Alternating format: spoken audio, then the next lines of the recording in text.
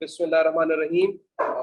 अच्छा, आज जो हम पास्ट पेपर सॉल्व करने जा रहे हैं ये हमारा है मई जून का पेपर है, ठीक है। और ये 2021 का पेपर है। अच्छा, याद रखिएगा ये जो आपका पेपर है यहाँ पे पेपर कोड लिखा हुआ है 0452, लेकिन सेम पेपर ही 7707 में भी आया है, तो आपको उससे टेंशन नहीं लेनी है।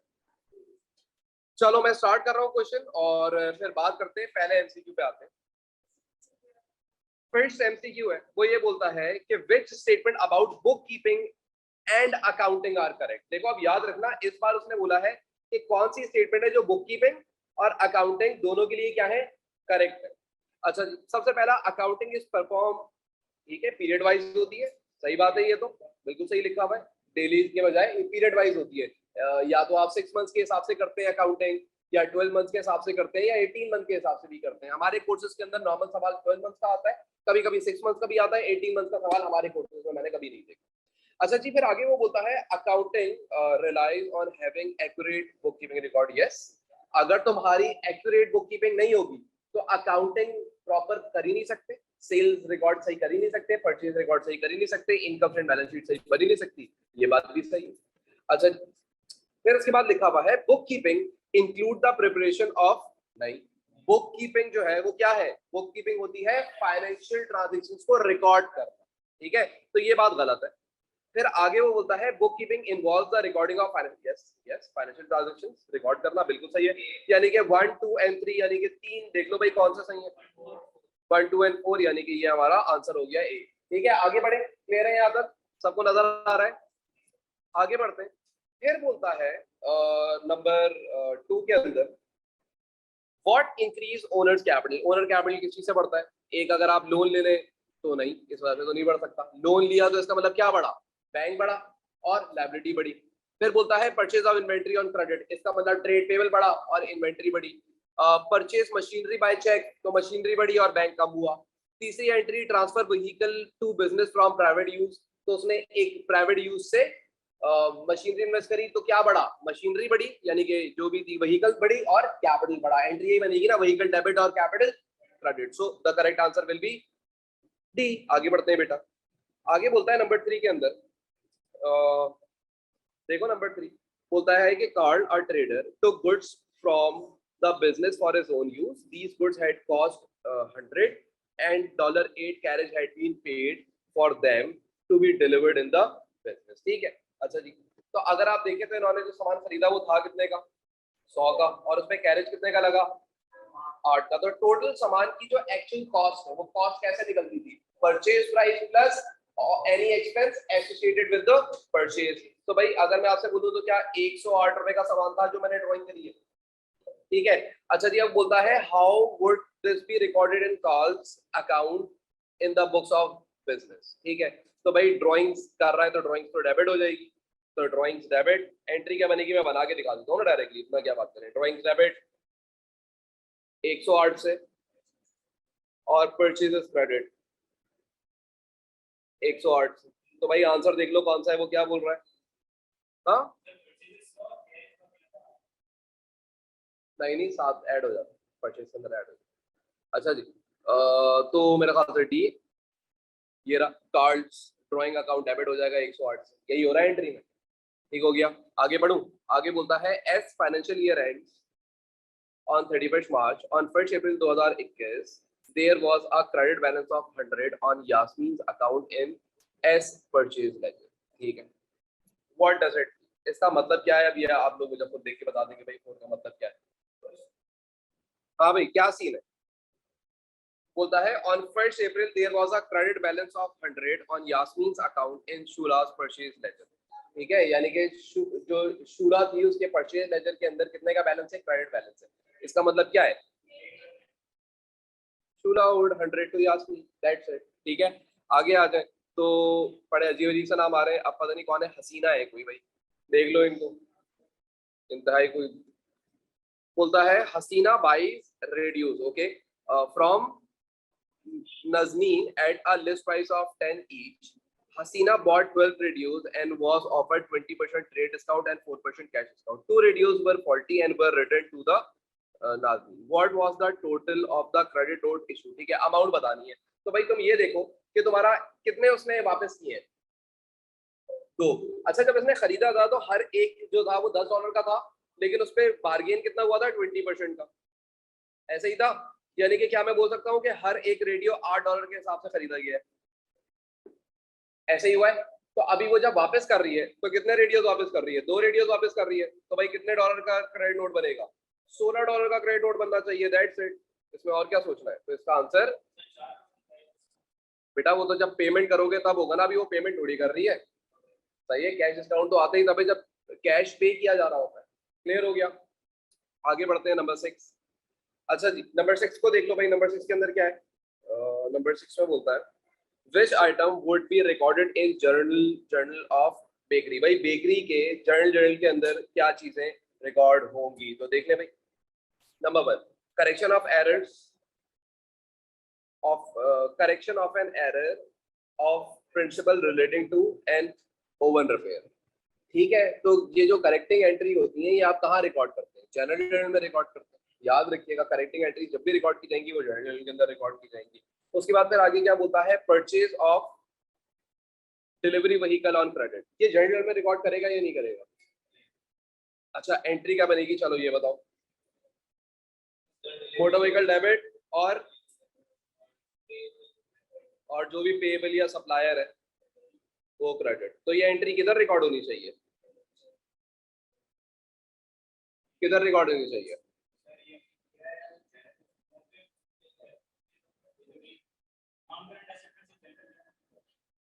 क्रेडिट में रिकॉर्ड होगी। क्रेडिट परचेज ऑफ गुड्स थोड़ी है, credit purchase of non current asset, बात समझ आई, तो ये भी रिकॉर्ड होगी भाई।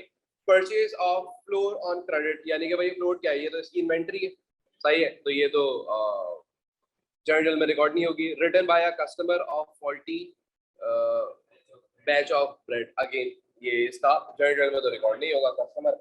अच्छा जी, तो सेल रिटर्न के अंदर रिकॉर्ड होगा वो वाला, ठीक है। और ये परचेज ऑफ फ्लोर जो है वो कहाँ रिकॉर्ड होगा, वो परचेज रिटर्न पे। तो एक सेल रिटर्न चौथी वाली है, तीसरी वाली जो है वो परचेज रिटर्न है, और सॉरी परचेज अकाउंट है, परचेज डे बुक है, और पहली दो 1 and 2 आंसर होना चाहिए 1 and 2, यानी कि ए। आगे बोलता है Alisha entered the credit note she receive in March in the correct return journey, how was the total of the journal record in the ledger at the end of each month। हाँ भाई अब क्या हुआ होगा, ये देखो, ये बोल रहा है कि अलीशा क्या करती है, वो अपना रिटर्न जर्नल के अंदर इसको रिकॉर्ड करती है, ठीक है। अब वो बोलता है कि भाई ये जब रिटर्न जर्नल के अंदर इस चीज को रिकॉर्ड करती थी क्रेडिट नोट को, क्रेडिट नोट का मतलब क्या है, क्रेडिट को मतलब, हाँ जी,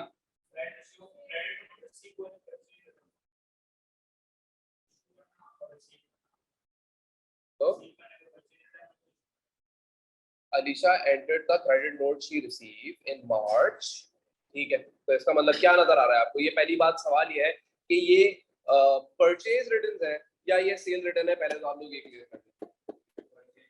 जब भी क्रेडिट नोट रिसीव होगा, ये बात याद रखें, मैं आपको हर क्लास में शायद याद कराता हूँ, क्रेडिट नोट रिसीव होगा तो इसका मतलब परचेज रिटर्न है, और अगर क्रेडिट नोट इशूड होगा तो वो सेल्स रिटर्न। क्लियर हो गया, तो पहली बात हमें ये बात समझ आ गई पढ़ के कि क्रेडिट नोट जो है इसने रिसीव करा है, इसका मतलब ये क्या है, सेल रिटर्न या परचेज रिटर्न, परचेज रिटर्न, पहली बात ये क्लियर हो गई है। अब अगली बात वो ये बोलता है कि how was this total of the journal record in the ledger at the end of the month, ठीक है। तो भाई आप क्या करेंगे, परचेज रिटर्न अकाउंट को क्रेडिट कर देंगे, ये बात तो सही है। परचेज रिटर्न जब होती है तो वो क्या रिकॉर्ड करते हो, परचेज रिटर्न को क्रेडिट करोगे, अगर परचेज होती है तो डेबिट होती है, तो उसका ऑपोजिट क्रेडिट होगा, ये बात सही है। बाकी सारी बातें गलत है, क्योंकि परचेज रिटर्न डेबिट नहीं करोगे और सेल्स की दोनों बातें तो वैसे इग्नोर हो चुकी, क्योंकि एक क्रेडिट नोट रिसीव था। आगे आ जाए तो नंबर 8 के अंदर वो बोलता है अब आपसे विच item would be shown on the bank statement, bank statement के अंदर इसमें से कौन सा आइटम इस्तेमाल वो शो किया जा रहा है, not be shown, sorry, not be shown on a bank statement, हाँ जी, तो कौन सा आइटम है इसके अंदर से आपको जो लगता है कि वो बैंक स्टेटमेंट के अंदर शो नहीं होगा? A cheque returned by bank marked as refer to drawer, भाई डिसऑनर्ड चेक तो वहीं पे शो हो रहे होंगे बैंक स्टेटमेंट के अंदर, वही आपको बताता है। आप मंथली पेमेंट मेड फॉर रिलेटरी, भाई ये भी बैंक ही आपको बताएगा क्योंकि डायरेक्ट डेबिट हुआ है। बैंक चार्जेस काट लिए गए, ये भी बैंक आपको बताएगा। सिर्फ बैंक आपको ये नहीं बता पाएगा जो किसी ने चेक उसको लाके दिखाया ही नहीं, यानी कि unpresented cheque, so therefore the answer will be D, unpresented cheques. आगे आ जाए नंबर 9, बोलता है which statement about purchase ledger control account is not correct. Purchase ledger control account, ठीक है, it acts as a check on the balance of purchase account. It includes transaction related to all credit suppliers. It is prepared using information of book of prime entries. It is provided it provide proof of the arithmetical accuracy of the purchase ledger. तो बताओ भाई इसके अंदर से कौन सी बात है जो गलत है, जो हमें सही समझ नहीं आ रही? क्यों? Purchase ledger control account balance क्या बताता है? सप्लायर को कितना पैसा देना है। यहाँ पे क्या बात लिखी है? It act as a check on the balance of purchase account. Purchase account का बैलेंस नहीं बताएगा बल्कि सप्लायर्स का बैलेंस बताएगा ना, आपके क्रेडिट सप्लायर्स का बैलेंस बताएगा। सो therefore the correct answer is a. पैसे ये गलत बात है, मतलब उसने ये बोला था कि इसमें से जो भी गलत है वो गलत, सही। अच्छा आगे आ जाओ। आगे बोलता है नंबर 10 में बोलता है Javed sales ledger control account had a debit balance of 12,000 रुपए, ठीक है। डेबिट बैलेंस था, इसका मतलब उसने कस्टमर से कितना पैसा लेना था? 12,000 रुपए लेना था। Interest on overdue account 40 and discount allowed of 150 had been omitted. तो बोलता है what is the correct balance of sale ledger control account. तो भाई आप ऐसे सोचो कि अगर ये एक सेल लेजर कंट्रोल अकाउंट होता SLCA, तो इसका मीडी बैलेंस कितना बता रहा है? वो 12,000, ठीक है। आप जब ओवरड्यू अकाउंट में मजीद चार्ज करेंगे तो वो इसके अंदर ऐड हो जाएगा, क्योंकि आप मजीद और पैसा लेना है कस्टमर से 40 का, और आपने कुछ डिस्काउंट दे दिया तो वो पैसा कम हो जाएगा। तो भाई आंसर कितना आ रहा है? क्या आ रहा है? आंसर हो गया, क्लियर, सही है, डन, कोई मसला तो नहीं है। क्योंकि कस्टमर से जब हम पैसा चार्ज करेंगे तो इसका मतलब हमने कस्टमर से और पैसा लेना है। पहले मैंने 1000 रुपए लेने थे, मैं इसमें बोलूंगा तुमने टाइमली पेमेंट नहीं करी, तुम 1000 नहीं तुम 1200 रुपए दोगे, यानी 200 रुपए मैंने और लेना है तुमसे, ऐसे हो गया, ठीक है। तो वो चार्ज करने से कस्टमर बढ़ गया और डिस्काउंट दे दिया किसी और कस्टमर को तो वो 150 रुपए से कम हो गया। अच्छा जी, फिर उसके बाद 11 पे आ जाते हैं। तो 11 के अंदर क्या बोलता है? 11 में बोलता है कि what is the effect of treating an item of capital expenditure as revenue expenditure. देखो बोलता है कैपिटल एक्सपेंडिचर। कैपिटल एक्सपेंडिचर्स क्या होते हैं? Acquisition of non-current asset, bringing any non-workable asset into workable condition, or extension of any non-current asset is are the examples of capital expenditure. Where are what are revenue expenditures? Day-to-day daily expenses, rent, wages, salaries, जो भी income side में लिखते हो सारे revenue expenditure होते हैं। तो ये कोई revision हुआ। अब आगे बढ़ते हैं। तो ये बोल रहा है कि भाई आप ये बताएं कि आपने अगर किसी एक capital expenditure को एक revenue treat कर दिया तो उसका effect क्या पड़ेगा? ठीक है, सबसे पहले cost of non current asset is overstated. नहीं यार, नॉन करेंट एसेट ही तो आपने रिकॉर्ड नहीं किया है, ठीक है, तो ये बात तो गलत है। आगे बोलता है cost of non current asset understated. Yes, ये बात सही है, सॉरी, ये बात बिल्कुल सही बोल रहा है, अंडरस्टेट हो जाएगा क्योंकि तुमने उसको रिकॉर्ड नहीं किया।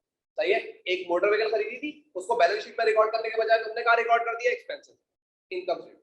आगे बोलता है depreciation for the year is overstated. Depreciation overstate हो जाएगी जब एसेट अंडरस्टेट हुआ, तो उसकी डेप्रिसिएशन कैसे ओवरस्टेट हो सकती है? डेप्रिसिएशन भी क्या हो जाएगी? अंडरस्टेट, क्योंकि उस एसेट को तुमने एसेट माना ही नहीं, तो जब माना ही नहीं तो डेप्रिसिएशन लगा ही नहीं, जब डेप्रिसिएशन लगा ही नहीं तो फिर वो भी अंडरस्टेट हो जाएगी। तो देयरफॉर 2 और 4 देख लो, कोई आंसर है? नहीं है तो आगे बढ़ते हैं। मुझे नहीं आता है, इसमें कोई है नहीं है, मुझे नहीं पता। 2 और 4 आंसर होना है, कहाँ है? Okay okay,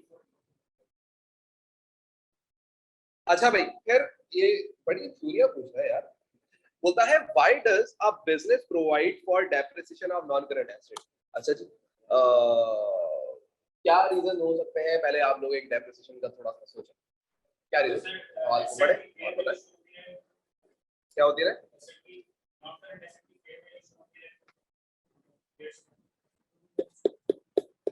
To ensure that non-current asset appear at a book value in the statement of financial position, आप इस बात से चार्ज करते हैं।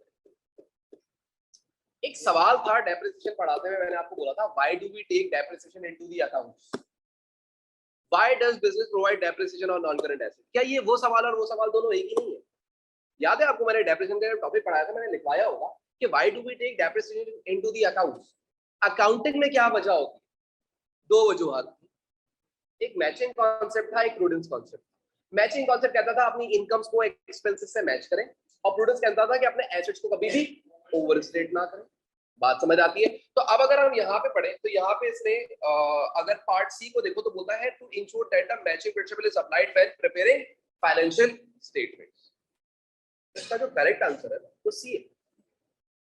अब आप लोग सोच रहे होंगे सर कि बी क्यों नहीं? अब इसके बारे में भी बात करेंगे, ऐसा नहीं है कि हम इसको इग्नोर कर देंगे। बोलता है to ensure that non current asset appear at book value in the statement of financial. नहीं, देखो यार, जब आप थोड़े से बड़े हो जाओगे ना, अगले साल की बात कर रहा हूँ, उससे आगे की बात नहीं कर रहा, इतने भी बड़े हो जाओगे ना तो अगले साल क्या होगा, आपके बिजनेस जो होंगे वो रिवैल्यूएशन मॉडल इस्तेमाल करते होंगे, कभी कभी एसेट्स रिवैल्यू भी हो जाते होंगे, तो रिवैल्यू होगी उनकी वैल्यू क्या हो जाती होगी, इंक्रीज हो जाती होगी। समझ रहे हो बात, समझ रहे हो? तो होता क्या है कि हम हमेशा नेट बुक वैल्यू पे एसेट शो नहीं कर रहे होते, कभी कभी हम उसको क्या कर रहे होते हैं, रिवैल्यूड अमाउंट पे शो कर रहे होते हैं। और कभी कभी पता है क्या होता है, जब तुम अपने कारोबार को बंद करने वाले होते हो तो उस टाइम पे अपने तमाम एसेट्स को जो मार्केट में वो जितने के बिकने वाले हैं ना, उतने का बैलेंस शीट में शो कर देते हो। बात समझ रही? तो हमेशा नेट बुक वैल्यू पे शो नहीं करते, हाँ नॉर्मल सिनेरियोज में करते। क्लियर हो गई बात? ठीक है, चलो भाई आगे बढ़ते हैं, और बाकी तो ऑप्शन पढ़ने की जरूरत ही नहीं है, ठीक है, वो तो क्लियर है। अच्छा जी, फिर आगे बोलता है number 13, machinery which had a cost of 6290 sold for 3100, ठीक है, कॉस्ट दे दी और सेल प्रोसीड दे दी। The disposal account showed a profit on disposal 584, बहुत आला। How much was the depreciation up to date, यानी कि प्रोविजन फॉर डेप्रिसिएशन मांग रहा है। यार देखो, मुझे कुछ नहीं आता ना, मुझे टी अकाउंट बनाने तो आता है, डिस्पोजल का इतना तो आता है ना। सबसे पहले बताओ कॉस्ट कितनी है? 6290, कितने का बिका? 3100। पीएफडी कितनी थी? यही तो मांगी है। तो गेन कितना हुआ है? 584। गेन इधर ही आता है ना, सही है, तो एक्स निकाल सकते हो, कितना आ रहा है?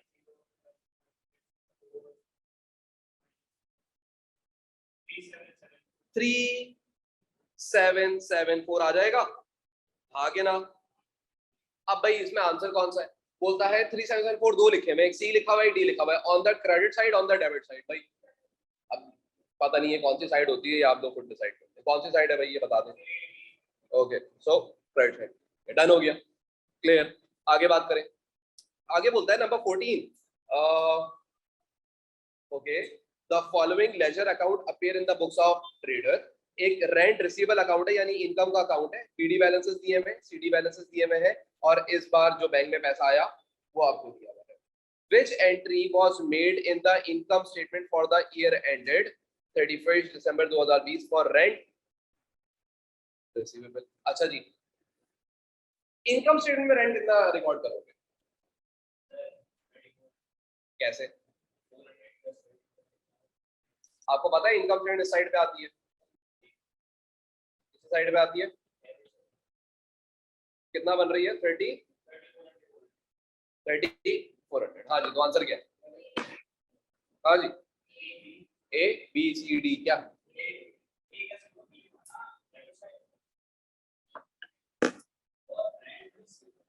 चलो दोबारा सवाल पढ़ते हैं। विच एंट्री, अभी पढ़ लेते हैं, अभी अभी झगड़ा खत्म करते हैं। Which entry was made in the income statement? अच्छा जी, इनकम स्टेटमेंट के अंदर रेंट की क्या एंट्री बनी होगी? इनकम होती है, इनकम होती है, तो इनकम स्टेटमेंट क्या हो जाती है, डेबिट या क्रेडिट? और रेंट क्या हो जाता है? तो ये एंट्री बनेगी।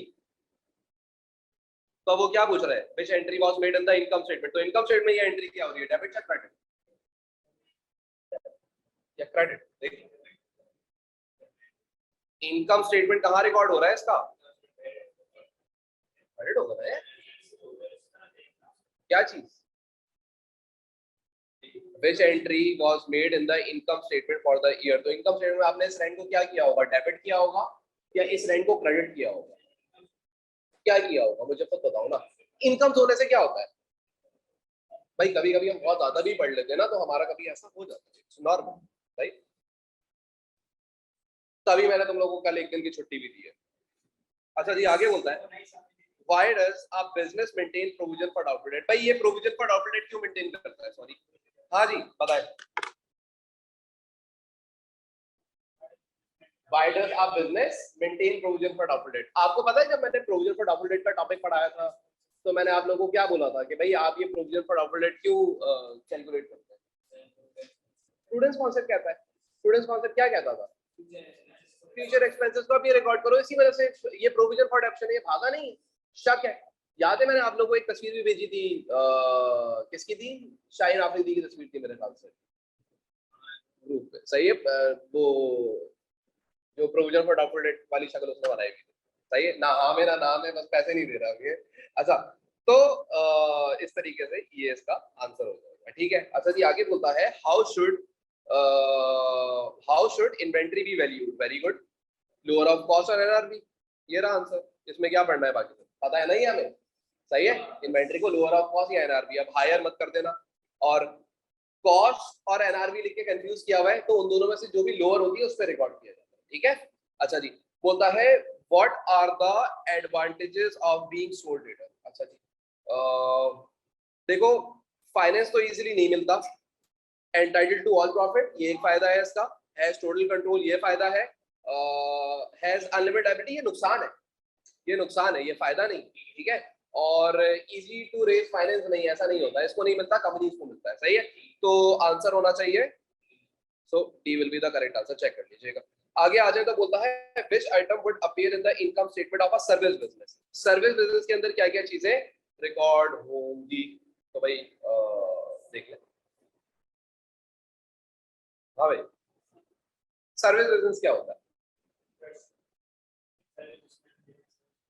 सर्विस बिजनेस उन बिजनेस को कहा जाता है जो schools, colleges, hospitals, lawyers, chartered accountant firms जो सर्विस प्रोवाइड कर रहे हैं। आप लोग के मतलब की एग्जांपल जैसे कि नाई होता है, सही है, जैसे कि आप लोग के ब्यूटी पार्लर, तो मतलब ये क्या है, ये सर्विस प्रोवाइडिंग, आप समझ रहे हो? तो उस टाइप के बिजनेस की एग्जांपल दे रहा है, तो बोल रहा है भाई अब इसके अंदर से बता दो मुझे क्या क्या है क्या नहीं है। हाँ भाई, ग्रॉस प्रॉफिट आता होगा या नहीं आता होगा? ग्रॉस प्रॉफिट कैसे निकलता है? ग्रॉस प्रॉफिट कहते हैं किसको है? ग्रॉस प्रॉफिट क्या बना के आता है? चलो ऐसे सोचो, नहीं बनता क्या है, वो उस पोर्शन को क्या कहते हैं? Trading account. ट्रेडिंग, क्या सर्विस बिजनेस ट्रेडिंग करता है? तो उसका ट्रेडिंग अकाउंट तो बनेगा ही नहीं। पहली बात देखो, कॉन्सेप्चुअली चलेंगे ना तो ये पेपर में आपको आसानी करेगा, तो वो तो नहीं बनेगा, तो इग्नोर, क्रॉस प्रॉफिट नहीं आने वाला।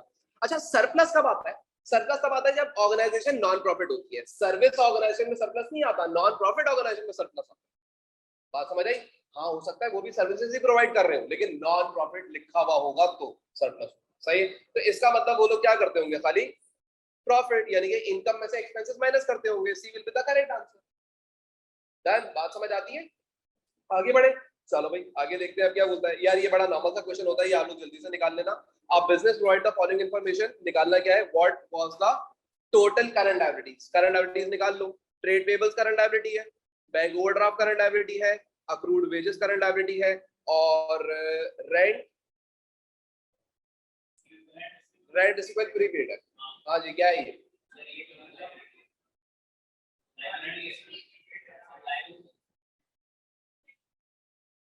कितना आ रहा है?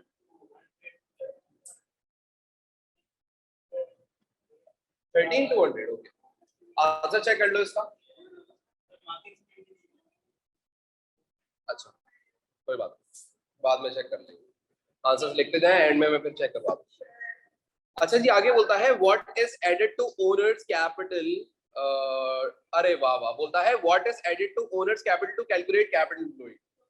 ओनर कैपिटल के अंदर क्या ऐड करते हैं? कि तो देखो, अब वो जो मैं बैलेंस शीट आप लोगों को जिस तरीके से बनवाता हूँ, तो वो देखो यहाँ पे वो बात आ रही है, वरना आपको कहीं मिलेगी नहीं ये चीजें, सही है। लेकिन हम जब बनाते हैं तो हमें याद है, अरे हाँ यार, अगर हम क्लोजिंग कैपिटल में जब लॉन्ग टर्म लायबिलिटी ऐड करते हैं तो कैपिटल एम्प्लॉयड अराइज होता है, दैट सही है। करंट एसेट में से करंट लायबिलिटी माइनस करते हैं, वर्किंग कैपिटल लाता है, तो ये बातें आपको पता है, सही है। आप पेपर में भूल जाए तो उसमें मेरा कुछ नहीं, मैं जानूं और फिर अल्लाह मेरे को जवाब मैं दे दूंगा, मैंने खुद ही नहीं पढ़ा है।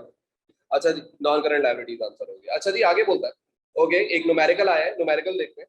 न्यूमेरिकल बोलता है on 1st of April Ahmed had a provision for doubtful debt of 290, ठीक है। आपको 290 का प्रोविजन फॉर डाउटफुल डेट दिया है, यानी कि opening balance, brought down balance. फिर बोलता है the following general entry was made. अच्छा अगर तुम एंट्री देखो तो क्या है, प्रोविजन डेबिट और इनकम स्टेटमेंट क्रेडिट। ये एंट्री इंक्रीज इन प्रोविजन की है या डिक्रीज इन प्रोविजन की है, मुझे ये बताओ। इनकम स्टेटमेंट क्या हो रही है, क्रेडिट, तो इसका मतलब एक्सपेंस बढ़ा या कम हुआ है, सो डिक्रीज इन प्रोविजन हुआ। क्या मैं इसको बोल सकता हूँ this is decrease in provision. ये बात तो अब इतना तो आता है ना, इतना टाइम पढ़ने के बाद, ठीक है। अब वो आगे बोलता है what was the provision for doubtful date deducted from trade receivables. अच्छा बैलेंस शीट में से कितना माइनस हुआ है वो आप बता दें इनको। तो भाई बड़ी सिंपल सी बात है कि लास्ट ईयर का कितना था 290, करंट ईयर का मुझे पता नहीं है लेकिन मुझे ये पता है कि डिक्रीज हो गया। कितने से डिक्रीज हो गया, 25 से। तो इस बार कितना आंसर आया होगा 1265। तो भाई 265 बैलेंस शीट में माइनस कर देंगे ट्रेड रिसीवेबल्स में से, आंसर ये होना चाहिए। क्लियर हो गया, ठीक है। आगे बढ़े, आगे बोलता है नंबर 22। नंबर 22 बोलता है x limited started with the year with the ordinary share capital of 1 lakh, ठीक है। उसने इन्वेस्टमेंट की, शेयर होल्डर ने 1 लाख रुपए जमा करवाए हुए थे। An ordinary share dividend of 3000 रुपए वाज पेड, 3000 रुपए का डिविडेंड दिया। Later a further 10,000 ordinary share were issued, 10,000 के और ऑर्डिनरी शेयर्स आए यानी कि इक्विटी बढ़ी। और उसके बाद बोलता है the profit for the year 8,000 रुपए, 8,000 रुपए से और इक्विटी बढ़ी। By how much had the equity increase at the end of the year. देखो बोल रहा है इक्विटी कितने से तुम्हारी इंक्रीज हो गई साल के आखिर में। तुम्हें पता है जब हम सॉसी बनाते हैं तो उसके सबसे आखिरी कॉलम में टोटल लिखते हैं, सबसे आखिरी आंसर आता है, जो साइड में आंसर आता है हमारे पास, वो बढ़ गया या कम हो गया, कितने से बढ़ गया कितने से कम हो गया वो देखना है। पहले तुम ये देखो कि तुम्हारी पहले साल के शुरू में इक्विटी कितने की थी, लाख रुपए की थी, डन। अब आप ऐसे देखो कि आपका प्रॉफिट कितने का आया, 8,000 से इक्विटी और बढ़ गई, ठीक है। फिर आपने शेयर कितने के इशू करे, 10 के, क्या 10,000 से और इक्विटी बढ़ गई। जब शेयर इशू करोगे तो इक्विटी बढ़ेगी। टोटल इक्विटी कितने से बढ़ चुकी है, 18,000 से। फिर आपने डिविडेंड दे दिया तो माइनस कर दिया, कितना माइनस कर दिया, 3,000 रुपए, तो कितना वैल्यू आया, तो फाइनल 15,000 रुपए से इंक्रीज आ गया होगा, दैट्स इट। तो यहाँ पे लिख दें 15,000, ठीक हो गया, क्लियर है। अब ये सॉसी आपको इतनी पढ़ाई हुई है कि आपके दिमाग में चलनी चाहिए कम से कम भाई सबके। अच्छा भाई आगे वो बोलता है 23 which providers of funds to a limited company receive a fixed rate of return on their investment। कौन लोग हैं जो फिक्स रेट ऑफ रिटर्न जिन लोगों को मिलता है, ठीक है। तो आंसर कौन सा है, सी है, ठीक है। इनको मिलता है एक फिक्स रेट और एक इनको फिक्स रेट मिलता है, ऐसा ही है, ठीक हो गया। ऑर्डिनरी का फिक्स रेट नहीं होता, ठीक है। अच्छा जी, उसके बाद आगे बोलता है, ओके वेरी नाइस, बोलता है every member of sports club is required to pay annual subscription of 50, यानी कि हर बंदे को कितनी एनुअल सब्सक्रिप्शन देनी होती है, $50 की देनी होती है। दो subscription account showed the following. तो भाई आप ओपनिंग में देखो तो कितने कितने की सब्सक्रिप्शन थी, 350 की। ये अरियर्स है या प्रीपेड है, अरियर्स ऐसी बनेगा क्योंकि एपीपीए से बनता है तो ये अरियर्स, ठीक है। अच्छा जी, उसके बाद फिर आपको दिया हुआ है, मांग रहा क्या है यार, ऐसी डायरेक्ट बता। बोलता है what was the increase in the number of members in arrears in 1 January and 30 दिसंबर। बोल रहा है कि भाई अरियर्स में मेंबर्स में कितना इंक्रीज आया है, मेंबर्स कितने और हो गए जिनसे पैसा लेना है। साल के शुरू में कितने मेंबर से पैसा लेना था, पहले ये बता सकते हो। टोटल कितना पैसा लेना था, 350। हर मेंबर से कितना पैसा लेते थे, 50। तो कितने मेंबर से पैसा लेना होगा, 7 मेंबर से पैसा लेना होगा, ये बात मानते हैं। फिर साल के आखिर में अरियर कितना है, 450 या 750, क्योंकि अगला एक आप पे आएगा एपीपीए, इधर ही बनता था। तो अब कितना है, 750 को डिवाइड कर लो कितने से, 50 से, कितना आया 15 मेंबर्स। यानी कि पहले कितने मेंबर थे, 7, अब कितने मेंबर है 15। तो कितने मेंबर इंक्रीज हो गए, 8 मेंबर इंक्रीज हो गए। तो आंसर विल बी 8 मेंबर्स, ठीक है। क्या बोला था, what was the increase in the number of members in arrears between 1 January and 31 दिसंबर। तो मैंने वो दो काम की चीजें उठाई, दोनों काम की चीजों का वैल्यू निकाली। देख लो भाई, क्लियर है सबको, क्लियर हो गई नहीं वाली बात। कुछ मुश्किल है तो बेटा पूछ सकते हो, आपका अपना ही टीचर हूं मैं, सही है। चलो आगे बात करो। आगे बोलता है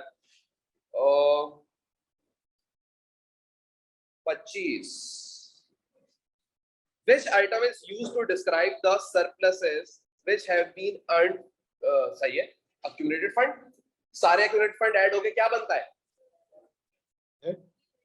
सारे accumulated surpluses ऐड होके surplus क्यों बनेगा भाई, सारे surpluses ऐड होके कहां जाते हैं, बैलेंस शीट में। बैलेंस शीट में कहां रिकॉर्ड होते हैं, accumulated fund के अंदर ऐड हो जाते हैं। तो accumulated fund बनता किससे, surpluses से बनता है, कैपिटल तो नहीं बनता ना इससे।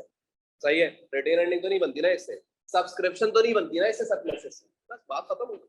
अच्छा आगे बोलता है नूला प्रोवाइडेड द फॉलोइंग इंफॉर्मेशन, फला फला, ठीक है, ड्राइंग्स है इतने की, नेट एसेट ओपनिंग दिए हुए, नेट एसेट क्लोजिंग दिए हुए। नेट एसेट के बारे में क्या बताया था, एसेट्स माइनस लायबिलिटीज, यानी total asset minus total liabilities. तो क्या मैं इसको बोल सकता हूँ total asset minus total liabilities is equal to capital. तो ओपनिंग कैपिटल और क्लोजिंग कैपिटल दिया हुआ है, मान ली ये बात आपने।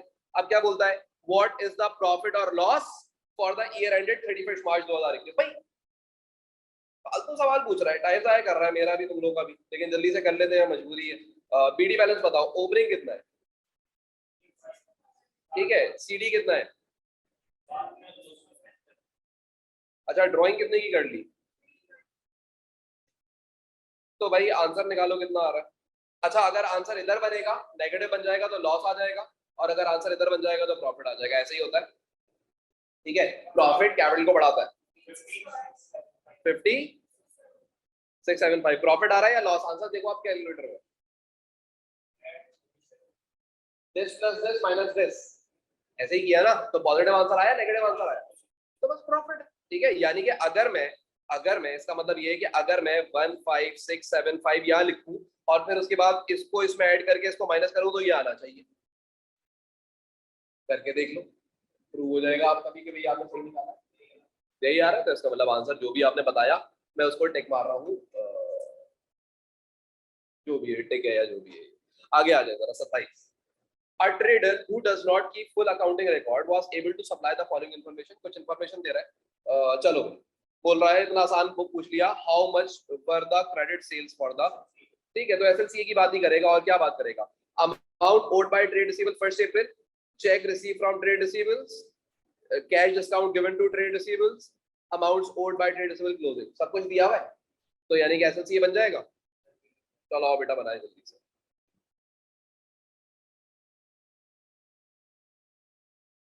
अच्छा जी, एस एल सी ए, बीडी इधर आएगा, इसका एसेट का अकाउंट है, एसेट का ही अकाउंट है ना, कस्टमर कौन होता है, एसेट होता है, ठीक है जी। तो ओपनिंग बैलेंस कितना है 3000, क्लोजिंग कितना है 4200, रिसीट्स बताओ 28000 के रिसीट्स है। अच्छा उसके बाद फिर आपने क्या दिया था, डिस्काउंट दिया था 1500 का डिस्काउंट अलाउड दिया था, तो यहाँ से पता क्या लग जाएंगी, सेल्स क्रेडिट सेल्स 30700, आंसर आ गया, क्लियर। आगे बढ़े, चलो बेटा आगे बोलता है a trader provides the following information, कुछ इंफॉर्मेशन दे रहा है आपको बेटा, इसकी इंफॉर्मेशन देखते हैं। रेवेन्यू इतना, इन्वेंट्री ओपनिंग इतनी, इन्वेंट्री क्लोजिंग इतनी, मार्कअप इज अप्लाइड इतना, what were the purchases for the year, ठीक है, परचेजेस निकालनी है आपने। परचेज कैसे निकाल सकते हो आप, मुझे ये बताओ। फिर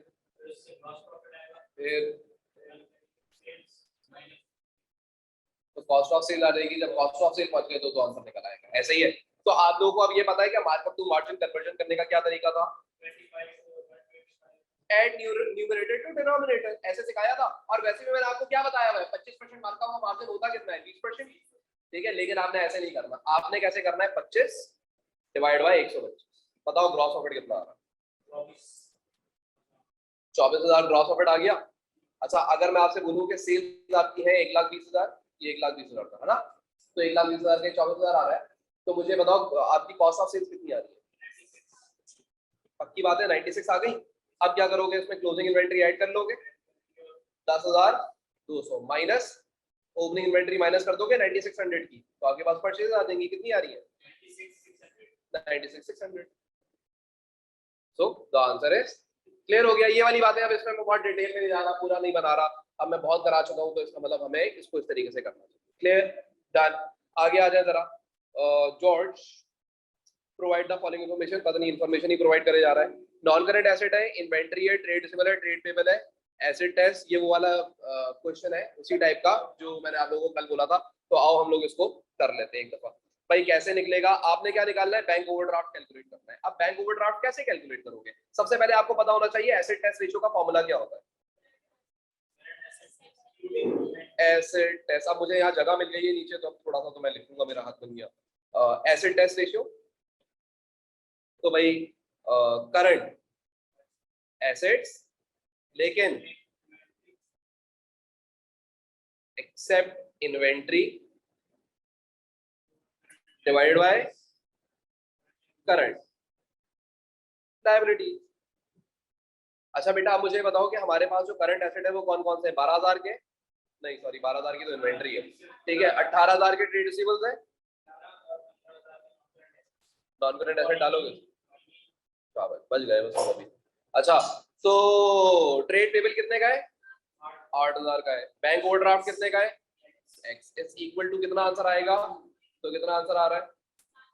7,000 इज द बैंक ओवरड्राफ्ट। ठीक हो गया, सही है ना बेटा? ठीक, चलो बेटा आगे बढ़ते हैं। और ट्रेडर, पता नहीं ट्रेडर इंफॉर्मेशन पे इंफॉर्मेशन प्रोवाइड करा जा रहा है भाई। भाई देखो बोलता है a trader provide the information, ठीक है। क्या बोलता है? रेवेन्यू दे दिया, opening inventory, purchases, goods for sale आ गया, क्लोजिंग इन्वेंट्री माइनस करा, कॉस्ट ऑफ सेल्स आ गया और ग्रॉस प्रॉफिट आ गया। यानी कि नॉर्मल सी इसने ट्रेडिंग सेक्शन बना के दिया है, इसको हम ट्रेडिंग अकाउंट कहते हैं, ठीक है। अच्छा जी बोलता है it was found that closing inventory should have been 400। Closing inventory कम की हुई है ज्यादा की हुई है? कम की हुई है, 100 से बढ़ा देंगे, यानी 100 से ज्यादा होनी चाहिए थी, उसने ये बोला। What was the correct rate of inventory turnover? भाई रेट ऑफ इन्वेंट्री टर्नओवर का फार्मूला बताओ पहले। टाइम्स में दी हुई है ना ऑप्शन, तो टाइम्स वाला फार्मूला बताओ क्या होगा? Cost of sales divided by average inventory, answer आ जाएगा, सही है। अच्छा जी अब अगर मैं आपसे बोलूं कॉस्ट ऑफ सेल्स आप सही करके निकालो, तो भाई अगर मैं आपसे बोलूं कि आपकी क्लोजिंग इन्वेंट्री कितनी की होनी चाहिए थी? 100 से ज्यादा की होनी चाहिए थी, तो कॉस्ट ऑफ सेल्स कितनी हो जाएगी? 2300 हो जाएगी। करेक्टेड कॉस्ट ऑफ सेल्स 2300 हो जाएगी। मानते हो या नहीं मानते हो? ग्रॉस प्रॉफिट बढ़ जाएगा, क्योंकि क्लोजिंग इन्वेंट्री बढ़ाने से ग्रॉस प्रॉफिट क्या होते हैं? प्रॉफिट बढ़ जाते हैं, सही है। ये हो जाएगा 1300 रुपए का। इसकी जरूरत नहीं है हमें, तो कॉस्ट ऑफ सेल्स की जरूरत थी। तो कॉस्ट ऑफ सेल्स कितनी की होगी? 2300 की होगी। अच्छा जी तो लिखो 2300 डिवाइडेड बाय ओपनिंग इन्वेंट्री कितनी है? 100 प्लस 400 डिवाइडेड बाय 2। तो पहले नीचे वाला सॉल्व कर लो, कितना आ रहा है? 250 आएगा मेरे ख्याल से, 500 का 250, तो ये भाई 2300 डिवाइड बाय 250 कितना आ रहा है? 9 पॉइंट टाइम्स। देख लो इसमें कौन सा है, सी आंसर आ रहा है, ये रहा आंसर आ गया हमारा। डन, क्लियर है सबको? क्लियर है एमसीक्यू? मसला तो नहीं है ना? चलो आगे बढ़ते हैं। आगे बोलता है the current ratio of x is 2:1, the current ratio of y is 1.3:1। Current ratio बताता क्या है? करंट रेशियो अगर आपको मैंने पढ़ाया था तो किस हेडिंग के अंदर पढ़ाया था? रेशियो के अंदर लिक्विड, तो ये बताते क्या है आपके बिजनेस की? लिक्विडिटी पोजीशन बताते हैं, आपकी कैश के हालात बताते हैं कैसे आपके बिजनेस के अंदर, सही है, यही बताते हैं आपको। अच्छा जी तो बोल रहा है कि what does a comparison of these ratios mean? तो मुझे पता है ये बात, अब देखते हैं ऑप्शन में कौन सी बात कर रहा है ये। बोलता है x has a fewer liability than y, liabilities के ऊपर हम नहीं ध्यान दें। बोलता है x has more liquidity than y, yes ज्यादा लिक्विडिटी है इसके पास। इसके पास 2 रुपए मौजूद है 1 रुपए की लायबिलिटी पे करने के लिए, कैश ज्यादा मौजूद है, सही है। उसके बाद बोलता है x has fewer current asset, नहीं हम ये सब नहीं देखेंगे, ये लिक्विडिटी रेशियो, ये लिक्विडिटी रेशियोज है, हम लिक्विडिटी कैलकुलेट करते हैं, ठीक है। अच्छा जी बोलता है which external parties would be interested in the financial statement of a trader? भाई क्या है? a bank manager considering a request loan, yes yes external party है, और ये देखेगा भी। a trade union seeking a wage increase, बिल्कुल external party है, और ये भी इंटरेस्टेड होती है। आपको पता है ना, ये आपको बिजनेस के टीचर्स ने कभी पढ़ाया होगा ट्रेड यूनियन वगैरह क्या होती है, हाँ सब कुछ ये तो पता है ना, सही है। तो मैं बात नहीं करूंगा, लेकिन ये लोग क्या कर रहे हैं, ये लोग देख रहे होते हैं भाई हमारे मजदूरों के साथ ज्यादती ना हो रही हो, सही है, वरना स्ट्राइक पे चले जाएंगे, सही। तो ये भी इनको भी क्या चाहिए होते हैं? अकाउंट्स देखते हैं, सारी चीजें देखेंगे, हाँ भाई ये दे सकता है या नहीं दे सकता पैसे, सही है, ठीक है। और उसके बाद बोलता है अब business manager making decision about, सही है, वो ये देखेगा, लेकिन एक्सटर्नल पार्टी थोड़ी है, इंटरनल पार्टी है, हाँ जी इंटरनल पार्टी है ना। उसके बाद बोलता है अ ट्रेडर डिसाइडिंग, वो खुद ही डिसाइड कर रहा है ड्राइंग करनी चाहिए इंक्रीज या नहीं करनी चाहिए, इंटरनल पार्टी है, इंटरनल पार्टी, ठीक है। अच्छा जी तो आंसर हो गया 1 and 2 ओनली, बी क्लियर? एक एक बात क्लियर है इसकी? आगे बढ़ू, चलो आगे देखते हैं। Sabina runs a retail business, she plans to close her business in fewer week time। भाई वो सबीना है और वो अब क्या करने वाली है? अपने कारोबार को बंद करने वाली है, ठीक है। अच्छा बोलता है how should her fixtures and fitting be valued at the state of finance? भूल जाओ, सब भूल जाओ। मैंने अभी क्या बताया था थोड़ी देर पहले कि जब हम कारोबार को क्लोज कर रहे होंगे तो उस टाइम पे अपने एसेट्स को किस पे वैल्यू करेंगे? मार्केट वैल्यू पे। सिंपल हो गया, आंसर ढूंढ लो और रिकॉर्ड कर लो। At net book, at book value नहीं, अब क्लोज कर रहा है तो बुक वैल्यू तो नहीं भाई, मना मना मना है, ठीक है। Add expected sales value, yes market value है। ओरिजिनल कॉस्ट नहीं, रिप्लेसमेंट कॉस्ट नहीं, तो बात समझ आ गई, क्या answer, expected sale value. Clear, सही है, आगे आ जाओ। आगे बोलता है why does a trader match his cost of financial year with the revenue. Very good.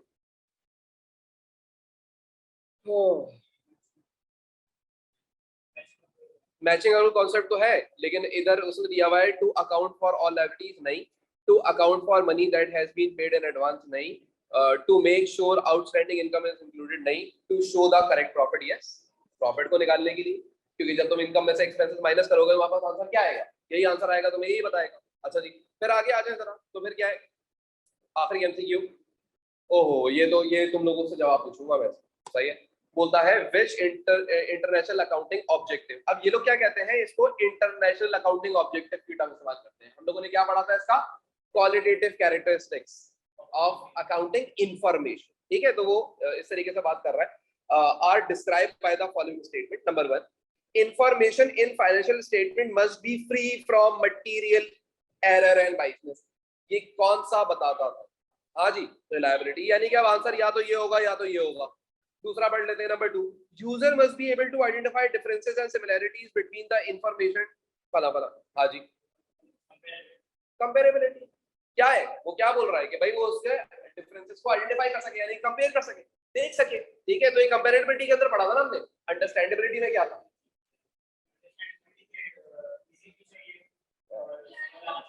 इत्तेफाक से ये पेज खुला ही रहेगा। हाँ भाई देखो, कंपेरेबिलिटी क्या था, period to period, business to business compare, एक स्टैंडर्ड अकाउंटिंग हो, और अंडरस्टैंडेबिलिटी क्या थी, clear information, abilities of users को देखते हुए बनाया जाए, जार्गन अवॉइड किए जाए, प्रॉपर हेडिंग इस्तेमाल की जाए। क्लियर है ये वाली। अच्छा, रेलेवेंस हम लोगों ने पढ़ा था, ये था डिसीजन मेकिंग के लिए। और रिलायबिलिटी में हमने क्या पढ़ा था, ट्रू रिप्रेजेंटेशन होनी चाहिए, एरर्स नहीं होने चाहिए, बाइसेस नहीं होनी चाहिए, सब पढ़ा हमने, सही है जी। तो इसका मतलब जो आंसर है वो कौन सा है, बी हो गया। क्लियर, बात समझ आई। तो जो वो लिखवाई है ना डेफिनेशन, वो आपको कहीं नहीं मिलेगी, और उसमें सब है, उसमें सब है। वो एक दफा ना पढ़ के और वो पेपर में लिख के, सही है, क्या हो गया, खत्म हो गया। तो ये हम लोगों ने अभी एक पेपर खत्म किया। अगर आप लोगों ने आंसर्स लिखे हुए थे तो आंसर्स चेक कर ले, अगर आपने लिखे हुए थे तो एक नजर आंसर्स को देख लो जरा, कि आप लोगों ने यही टिक